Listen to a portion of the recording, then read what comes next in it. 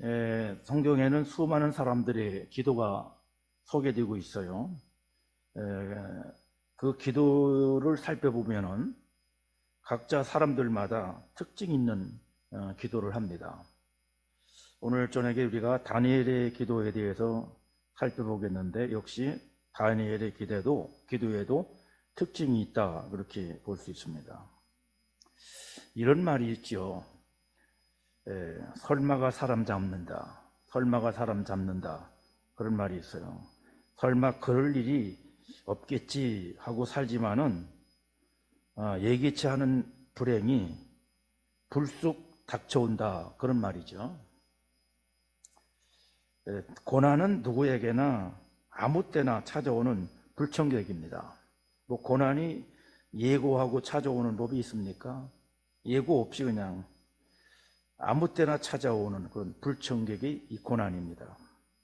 우리는 다른 사람들이 불행이나 고난을 보면서 나는 예일 것이다, 나는 예일 것이다, 그렇게 생각하면서 살아갑니다. 설마 나에게 저런 일이 벌어지겠는가? 그러면서 살아가요.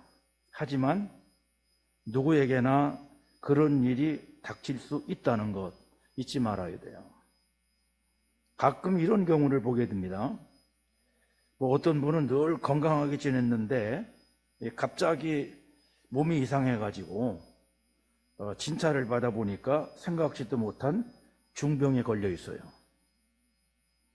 또 어떤 사람은 친구가 건강검진을 받는다고 해가지고 나도 한번 받아보자 하고 같이 따라갔다가 위암에 걸린 것을 발견한 사람도 있어요.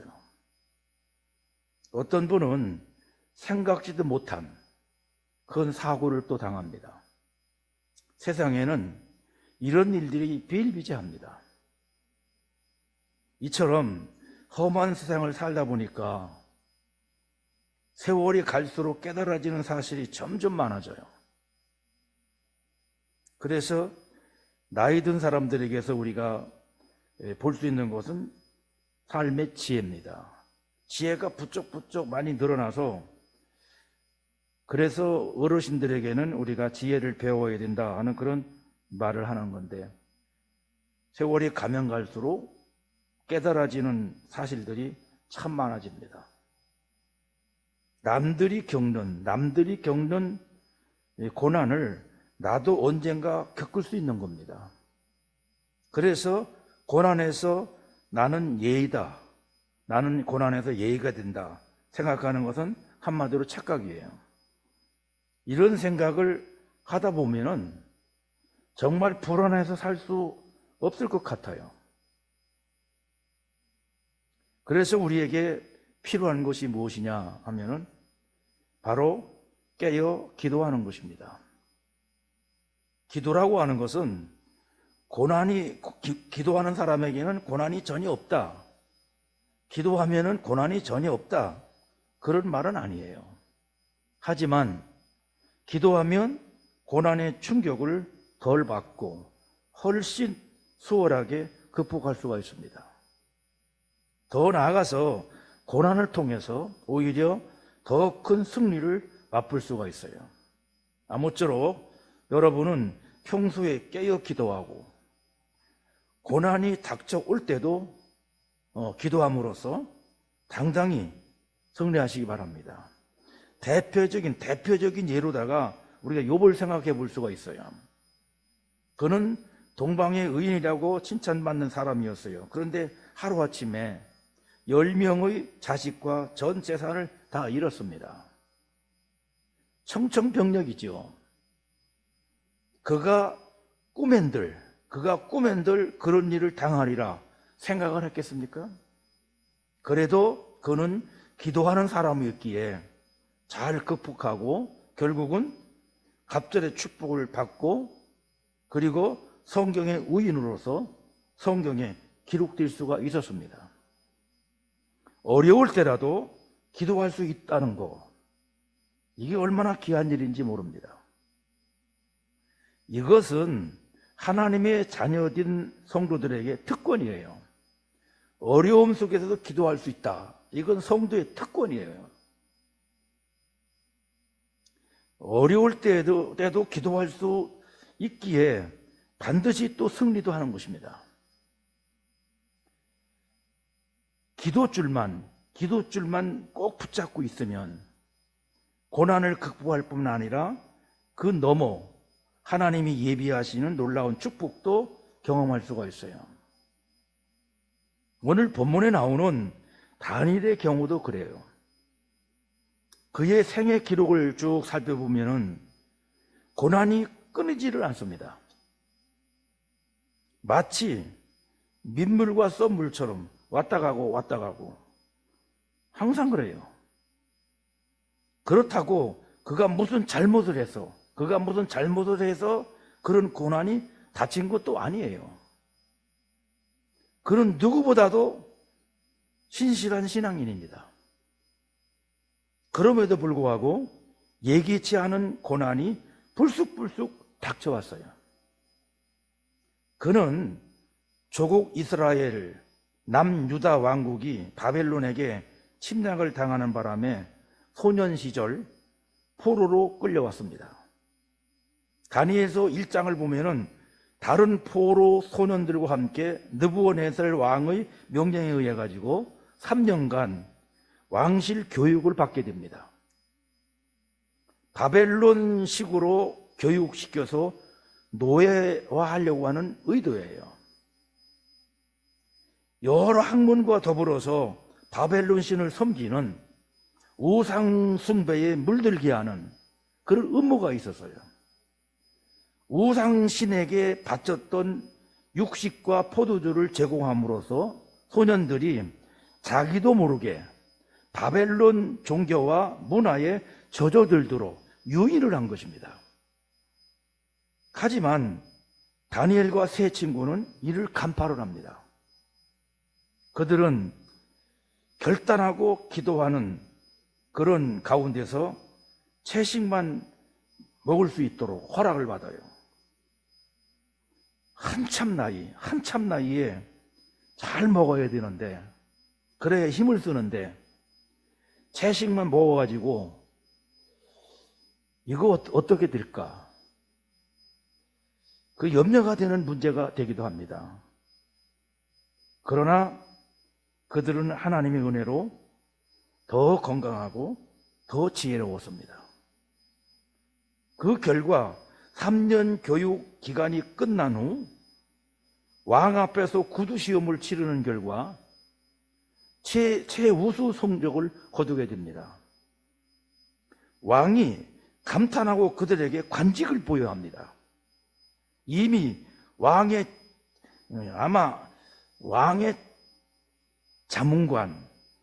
자문관 자리가 아니었나 그런 생각을 해요. 그 당시 바벨론의 종교는 다신교로서 박수, 술객, 점쟁이, 술사 등 종교인들을 왕의 지혜자, 즉 자문관으로 기용을 했습니다. 다니엘과 세 친구가 믿는 여호와 하나님은 유일하신 참 하나님이심에도 그 사실을 몰랐기에 비슷한 부류로 그냥 취급을 한 거예요.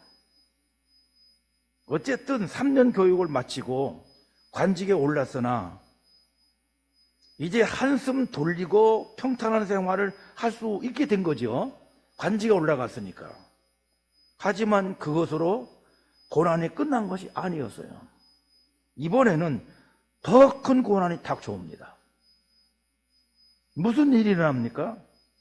다니엘서 2장 1절에 보니까 느부갓네살이 다스린 지 2년이 되는 해에 느부갓네살이 꿈을 꾸고 그로 말미암아 마음이 번민하여 잠을 이루지 못한지라. 느부갓네살 왕 제2년에 일어난 사건이에요. 왕이 꿈을 꾸었는데 무슨 뜻인지 몰라서 번민을 합니다. 그래서 지혜자, 즉 자문관인 박수, 술객, 점쟁이, 술사 등 종교인들을 불러들여요. 그들에게 꿈도 알아맞히고 그 해석도 내놓으라 라고 요구를 하는데 한 명도 대답하지를 못하고 그 요구를 들어주지를 못합니다. 그러자 왕이 버럭 화를 내면서 그들을 처형하라고 명령을 합니다. 그 일로 인해서 피바람이 불게 된 거예요. 그런 가운데 지혜자에 속한 다니엘과 세 친구도 덩달아서 목숨이 위태롭게 되었습니다. 그때 다니엘이 근위대장, 지금으로 말하면 아마 경호실장 정도 되겠죠. 근위대장을 찾아갑니다. 왕에게 허락을 받아 자신에게 시간을 주면은 반드시 꿈과 해석을 알려주겠다, 그렇게 말합니다. 그리고 집으로 돌아와서 세 친구들에게 설명을 하고 함께 기도합니다. 그 결과 환상 가운데 하나님이 계시를 받고 꿈과 해석을 알아냅니다. 왕 앞에 가서 꿈을 알아맞힙니다. 2장 46절에 보면은 이에 느부갓네살 왕이 엎드려 다니엘에게 절하고 명하여 예물과 향품을 그에게 주게 하니라. 엎드려 절했다라고 하는 것은 다니엘을 신적인 존재로 떠받들어 경배했다, 그런 뜻이에요. 물론 다니엘은 자신이 인간에 불과하고 여호와 하나님이 참 하나님이시라는 것을 증거를 합니다. 48절부터 49절에 보니까 기록된 대로 그 후에 왕은 다니엘에게 수석 자문관 겸 총리 같은 아주 높은 관직을 맡겨서 왕궁에 근무하게 하고, 그리고 세 친구는 지방의 도지사로 임명을 합니다. 그러니까 무슨 말입니까? 어려운 때도 기도할 수 있기에 고난도 극복하고 하나님이 예비하신 큰 축복을 경험할 수 있었다는 사실이에요. 여러분은 고난 올 때 어떻게 하십니까? 여러분들에게 만약에 예기치 못한 고난이 올 때 어떻게 하십니까? 현재 힘든 일을 만나고 있다, 겪고 있다 할 때 그 현재 여러분들이 취하는 행동은 무엇입니까? 어려운 때도 기도할 수 있어야 되는 것입니다. 여러분은 고난이 올 때에도 기도하세요. 낙담하거나 원망하지 마십시오. 기도줄을 꼭 붙잡으시기 바랍니다. 이게 성도에게 주시는 놀라운 특권이에요. 그러므로 어떤 일을 당해도 아무리 어려운 때도 다른 방법 찾지 말고 제일 먼저 기도하는 여러분들이 되시기 바랍니다. 그게 바로 승리의 지름길이 되는 것입니다. 그러면 구체적으로 어떻게 기도하면 좋을까? 오늘 저녁에 다니엘을 통해서 우리가 배우고자 하는 것입니다. 다니엘은 무엇보다 살아계신 하나님의 도우심을 확신하는 믿음의 기도를 드렸습니다. 14절부터 16절에 보면은 경호실장 아리옥을 찾아가서 뭐라고 말하는지 보십시오. 아주 침착하고 당당하게 말합니다. 왕이 뭘 그리 급하게 구느냐? 시간을 달라 요구를 합니다. 2장 16절에 다니엘이 들어가서 왕께 구하기를 시간을 주시면 왕에게 그 해석을 알려드리리다 하니라. 확신에 찬 그의 모습을 보고 아리옥이 얼른 가서 왕의 재가를 받게 해줍니다. 다니엘은 하나님이 살아계신 전지전능자라 하는 것을 굳게 믿었어요. 의심이라고 하는 것은 눈꼽만큼도 없었어요. 이처럼 믿음으로 기도하면 하나님이 반드시 응답해 주십니다. 야고보서 1장 6절 7절까지 보면은 이런 말씀이 나와요. 오직 믿음으로 구하고 조금도 의심하지 말라. 의심하는 자는 마치 바람에 밀려 요동하는 바다 물결 같으니 이런 사람은 무엇이든지 죽게 얻기를 생각하지 말라.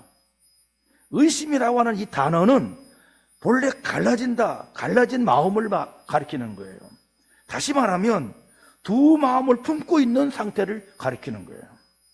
하나님이 있나 없나, 기도하면 들어주실까 안 들어주실까? 될까? 안 될까? 이러면 안 된다는 거예요. 이렇게 두 가지 마음을 품고 있으면 안 된다는 거예요. 그런 상태로 기도하면 아예 응답받을 생각도 하지 말라. 그렇게 말씀하고 있는 거예요. 하지만 다니엘은 믿음의 기도를 드렸어요. 이 확신을 갖게 됩니다. 그래서 담대하게 왕 앞에 가서도 말하는 것입니다.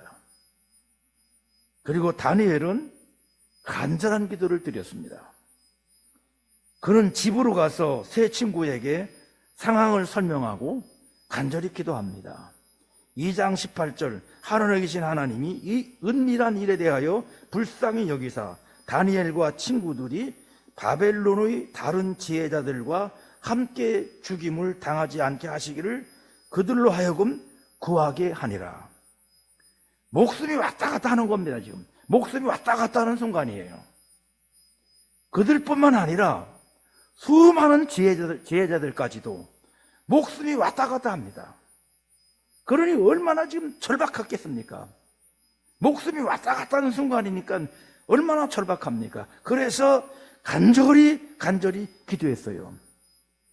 그러자 하나님께서 그 기도를 들으시고 환상 가운데 계시를 보여주십니다. 느부갓네살 왕이 꿈에 본 큰 신상과 그 해석을 깨닫게 해주신 거예요. 다니엘서 2장 19절에 이 은밀한 것이 밤에 환상으로 다니엘에게 나타나 보임에 다니엘이 하늘에 계신 하나님을 찬송하니라. 성경에 보면은요, 곳곳에 어려운 때에 간절히 기도하면 응답해 주시겠다는 약속의 말씀이 곳곳에 나와요. 시편 50편 15절에 환난 날에 나를 부르라. 내가 너를 건지리니 내가 나를 영화롭게 하리라. 예레미야 33장 3절, 너는 내게 부르짖으라. 내가 내게 응답하겠고 내가 알지 못하는 크고 은밀한 일을 내게 보이리라. 그 예도 곳곳에 간절히 기도하면 응답을 해주신다는 약속의 말씀이 나타나고 있어요. 어느 목사님이 간증인데요, 목사 안수를 받기 몇 달 전에 있었던 일이에요. 수련회를 마치고 봉고차를 몰고 돌아오는데 브레이크가 파열리고 말았어요. 핸들도 제어할 수가 없어요. 얼마나 아찔했겠습니까? 순간에 이런 생각이 들었습니다. 야, 목사 안수도 못 받고 죽는 거 아니야? 그럴 수는 없지. 하나님이 분명히 나를 구원하시고 신학 공부까지 시켰는데 그럴 수는 없지. 그래서 이렇게 부르짖었습니다. 주여, 본전 뽑으십시오. 주여, 본전 뽑으십시오. 하고 막 다급하게 기도했어요. 그랬더니 놀랍게도 자동차가 갓길 쪽으로 미끄러지면서 멈췄어요. 그는 그때만 생각하면은 아찔하고, 그렇게 살려주셨으니까 더 충성하리라고 다짐을 한다고 그래요. 때때로 절박한 순간에 우리에게 닥쳐와도 간절히 기도하면 이와 같이 놀라운 하나님의 역사가 얼마든지 일어날 수가 있어요. 다니엘도 어려울 때 간절히 기도했습니다. 여러분들도 기도 생활을 하시고 계십니다마는 보통 때의 기도하고 어려울 때 드리는 기도하고 그 결이 달라요. 이 어려울 때 기도할 때는 그 간절함이 훨씬 순도가 높아요. 근데 어려움이 없을 때 그냥 평범할 때 기도할 때에는 그런 간절함이 굉장히 낮아져요. 그래서 어려울 때일수록 간절하게 기도해야 된다. 그러면 하나님이 분명히 응답하신다, 그렇게 믿습니다. 다음으로는 합심 기도를 했습니다. 다니엘은 친구들에게 상황을 설명을 하고 함께 기도했습니다. 우리가 각자 혼자서 기도하는 게 물론 기본이죠. 각자 개개인이 기도하는 것이 물론 기도의 기본입니다.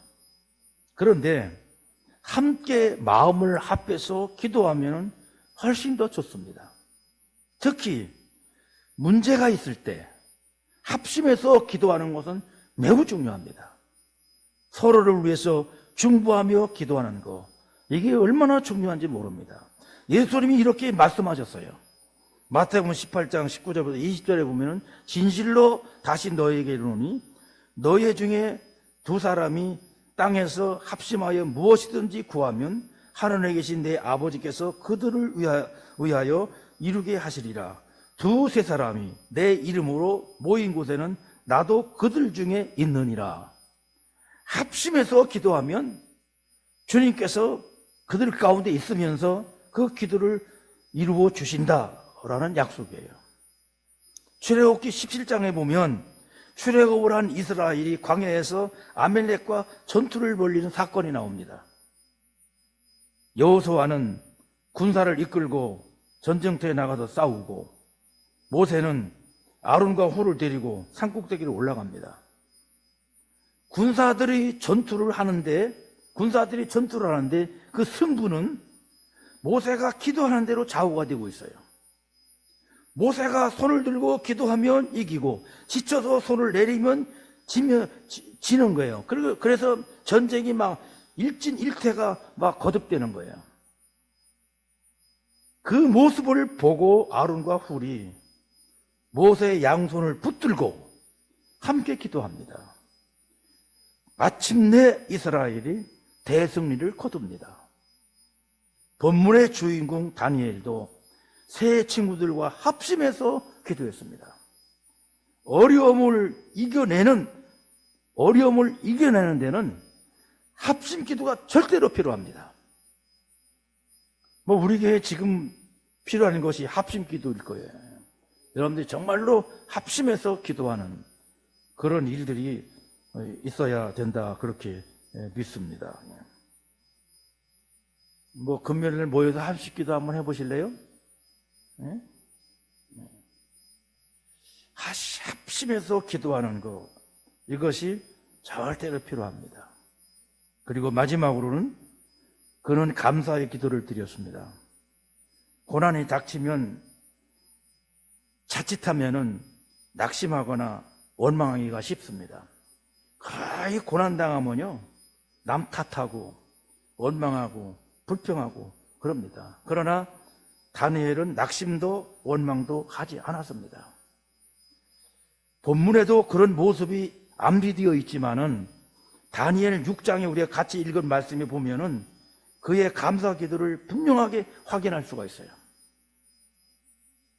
세월이 많이 흘러서 바벨론이 멸망하고 메대 파사 과도정부 시절의 이야기인데, 다리오 왕 시절인데 총리 3명을 두고 광활한 영토를 통치를 했습니다.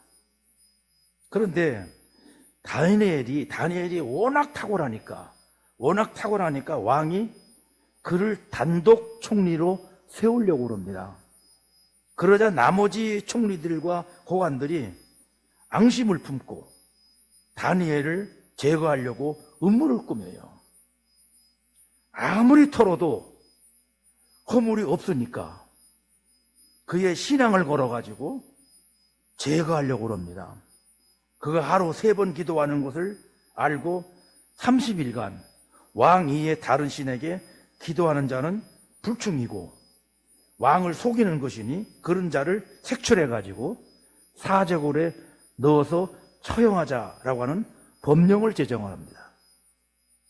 그 사실을 알게 된 다니엘은 원수들도 왕도 원망하지 않습니다. 원수들을 원망하지 않고 왕도 원망하지 않습니다. 30일간 기도하지 않고 그냥 가만히 있으면 될 텐데, 그러면 될 텐데도 타협도 안 해요. 내가 30일 동안 가만히 있을 테니까 봐줘라, 그런 타협도 하지 않아요. 믿음으로 간절히 기도합니다. 특별히 감사하며 기도합니다. 다니엘 6장 10절 우리가 아까 같이 읽었죠. 다니엘이 이 조서에 왕의 도장이 찍힌 것을 알고도 자기 집에 돌아가서는 윗방에 올라가 예루살렘으로 향한 창문을 열고 전에 하던 대로 하루 3번씩 무릎을 꿇고 기도하며 그의 하나님께 감사하였더라. 이 판국에 감사가 나옵니까? 생각을 해보세요. 지금 자기 목숨이 지금 위태로운 지경이고 어떻게 될지 모르는데 감사가 나옵니까? 그는 아마 오랜 세월 함께 해주신 하나님을 믿었기 때문에 담대히 기도했을 것입니다. 설사 무슨 일이 생겨도 그동안의 은혜를 생각하며 감사했고 죽어도 천국에 갈 것을 확신하며 감사했습니다. 고난 중에도 감사하며 기도하는 것은 최고의 기도입니다, 여러분. 그러자 어떻게 됩니까? 다리오 왕은 속은 줄 알았지만, 자기 신하들에게 속은 줄 알았지만은 자신의 도장을 찍은 법령이기 때문에 번복하지를 못하고 밤새 애를 태우다가 새벽이 되자마자 사자굴에 가봅니다. 다니엘이 하나님이 구원해 주셨음을 증거를 합니다. 사자굴 속에서 왕이 기뻐가지고 그를 굴에서 올려보니까 털끝 하나 상하지 않고 멀쩡합니다. 그를 대신해서 원수를 갚아주고 그를 계속 승승장구하도록 만들어줘요. 뿐만 아니라 이건 중요한 일인데, 왕이 조서를 각 도의 언어로 번역을 해서 하나님을 증거합니다. 다니엘이 믿는 살아계신 하나님을 증거를 하려 만들어요. 멋진 선교가 이루어진 거예요. 어려운 때라도 감사의 기도를 드린 결과라고 믿습니다. 어려울 때라도 감사하는 기도를 드려야 돼요. 이건 능력입니다, 여러분. 그리고 여기에는 반드시 하나님의 역사가 따릅니다. 힘들고 어려울 때 여러분들 하나님께 감사하는 기도를 드리세요. 물론 기도의 수준 차이가 서로가 다 있겠지만 있어서 뭐 어려울 때는 어떤 사람은 뭐 기도가 꽉 막히고 뭘 해도 기도할 것인지 앞이 캄캄하다 뭐 그런 사람도 있기도 하고, 또 어려울 때 뭐라고 기도해야 됩니까? 어려울 때 감사 기도하라고 그러는데 어떻게 감사 기도를 드리는 겁니까? 이렇게 이해를 못하는 분들도 계셔요. 그러나 기도 생활을 오래 하신 분들은 무슨 뜻인지 알아요. 어려울 때에 감사 기도를 드려라 하는 것이 무슨 뜻인지 알아요. 그리고 그렇게 할 줄도 알아요. 이런 분들은요, 기도의 응답을 많이 받습니다. 그래서 기도 응답 받은 간증이 많은 사람들이에요. 여러분들 중에도 그런 분들이 있으리라 그렇게 믿습니다. 사랑하는 성도 여러분, 다니엘의 기도에 대해서 이렇게 살펴보니까 어떻습니까? 누구에게나, 심지어 신앙이 좋은 사람에게도 고난이 닥쳐오지만 기도로 대처하면 얼마든지 극복할 수 있음을 알 수가 있어요. 더 나아가서 하나님이 큰 승리의 축복을 얻을 수 있다라는 것도 알 수가 있어요. 다니엘은 고난으로 점철된 그런 인생이었지만은 동시에 기도로 점철된 인생입니다. 고난으로 점철되었지만은 또 기도로 점철된 그런 인생이었어요. 그렇다고 그러면 여러분, 우리는 과연 어떻게 살아가면 좋겠습니까? 아무에게나 아무 때나 오는 고난, 예고 없이 찾아오는 고난, 문제, 민물과 썰물처럼 오가는 고난, 그런 어려운 자체를 우리가 막을 수 없지만, 아예 없도록 막을 수는 없지만 기도줄은 잡을 수 있습니다. 아예 우리의 생애 가운데 고난이 100% 없도록 만들 수는 없지만, 그런 능력은 우리에게 없지만 기도의 줄은 얼마든지 잡을 수가 있어요. 그래서 유명한 스폴전 목사가 이런 말을 남겼어요. 우리가 기도하는 한 우리에게 닥치는 모든 고난은 아무것도 아니다. 우리가 기도하는 한 우리에게 닥치는 고난은 아무것도 아니다. 그런 말을 했어요. 그렇습니다. 위기 앞에 두려운 마음을 가지는 게 인지상정이지만, 우리에게 살아계신 하나님을 믿는 굳센 믿음이 있다고 그러면 기도로 그 위기를 위대한 승리와 위대한 축복의 기회로 바꿀 수가 있어요. 뭐로? 기도로 말입니다. 아무쪼록 어려운 때도 기도할 수 있기에 어떤 고난이 닥쳐와도 낙심하거나 원망하지 말고, 다니엘처럼 기도로 승리하고 또 승리함으로 갈수록 더 풍성한 인생으로 나아가는 여러분이 되시기를 바랍니다. 제가 전도사 시절에 시골에서 청년을 키운 청년이 있는데, 굉장히 키가 굉장히 작습니다. 굉장히 작아요. 난쟁이라고 할 수는 없지만은 뭐 그런 수준의 그렇게 키가 작고요. 그리고 공부를 전혀 못했어요. 너무 가정이 가난했어요. 뭐 옛날에는 다 가난했지만 특히 가난했어요. 근데 그 위에 누나가 하나 있었어요. 이 누나가 시집을 가가지고 얼마 있다가 돌아왔어요. 돌아온 이유가 뭐냐면 폐결핵. 옛날에는 그 결핵이 많았잖아요.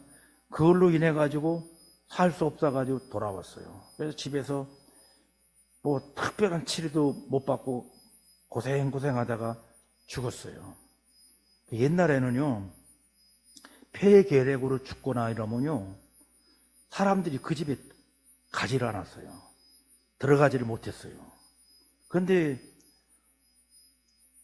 그 참 젊은 여성이 결혼한 지 얼마 안 돼서 돌아와가지고 폐결핵을 죽었으니까 아무도 못 들어가는 거예요. 그런데 제가 전도사인데 그때 제가 들어간 거예요. 가가지고 제가 다 시신을 다 닦고 수의를 입히고 다 이래가지고 장례식을 했어요. 해줬는데, 이때 이 남동생이 큰 감동을 받아가지고 신앙생활을 굉장히 열심히 했어요. 그때 나이 한 20살 미만이었을 거예요. 17살 정도 됐을 것 같은데, 하여튼 열정적으로 신앙생활을 하는 거예요. 그냥 교회에서 살다시피 하는 거예요. 그러더니 몇 년 지난 후에 도시로 나간다고 나갔어요. 그리고는 소식이 전혀 없었어요. 전혀 소식이 없이 지냈는데, 제가 다른 교회에 있을 때에 갑자기 전화가 온 거예요. 결혼식을 하려고 그러니까 하려고 그러는데 주례를 서줄 수 있느냐고 전화가 온 거예요. 주례만 서줄 수 있느냐고 물은 게 아니라 목사님 교회에서 결혼식 할 수 있느냐고 그것까지 또 묻는 거예요. 그래서 내가 참 너무 반가워가지고, 그래, 내 주례 해준다 해가지고 지금 약속을 하고 주례를 해줬어요. 근데 이분이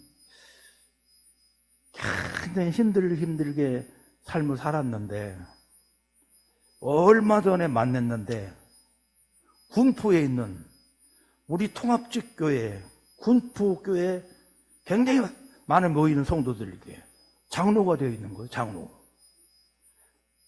그런데 만났는데 그냥 꽉 말라가지고 키도 작고 꽉 마른 상태예요. 부르면 날아갈 것 같아.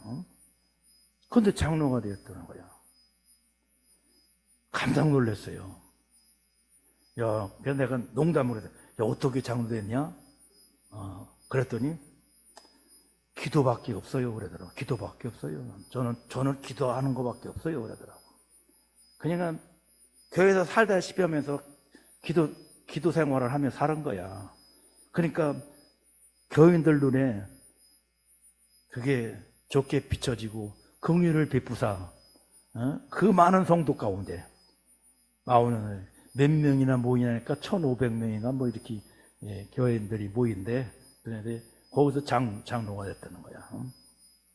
야, 그래서 내가 오장로님은 오점식인데 그 양반이 오점식 장로는 기도로 승리했네. 예, 지금은 기도로 승리해서 딸 하나 둬가지고 잘 살고 있고 행복하게 잘 살고 있어요. 그래요.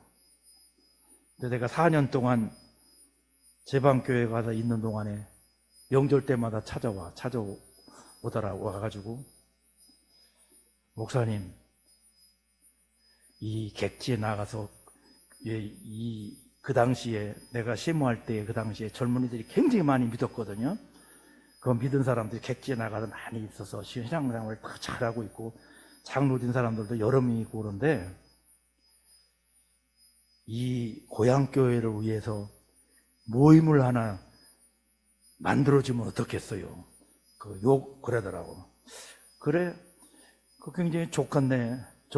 좋은 뜻이네서 어떻게 만들까 하니까 목사님이 하여튼 간에 이름도 줘주고 한번 다 연락해서 모이라는 거야. 그래서 제가 디딤돌이라는 이름을 줬어요. 디딤돌회라고 이름을 줘가지고 객지에 있는 사람들이 다 모여가지고 창립총회를 했어요. 근데 그렇게 만들어 놓긴 했는데 뭐 나는 이제 나와 버렸으니까 이제 뭐 관계가 없는데 제가 말하고 싶은 것은 뭐냐면 환경을 뛰어넘는 것이 기도다라는 거예요. 나는 그분을 보면서 기도가 환경을 뛰어넘는구나. 기도가 학력도 뛰어넘는구나. 기도가 어떤 물질, 눈에 보이는 세계도 뛰어넘는구나. 그런 생각이 들더라고. 그래서 그분이 한 말이 지금도 생생하게 나요. 저에게는 기도밖에 없어요. 여러분, 기도밖에 없습니다. 다니엘처럼 어떤 환경에 처하더라도 정말로 믿음으로 간절히 그리고 감사함으로 기도하면 또 더불어 합심해서 기도하면 지금도 하나님이 역사하셔서 승리하는 인생이 되도록 만들어주신다. 그렇게 확실히 믿습니다. 여러분들도 그런 신앙, 그런 성도가 되기를 주의 이름으로 축원합니다.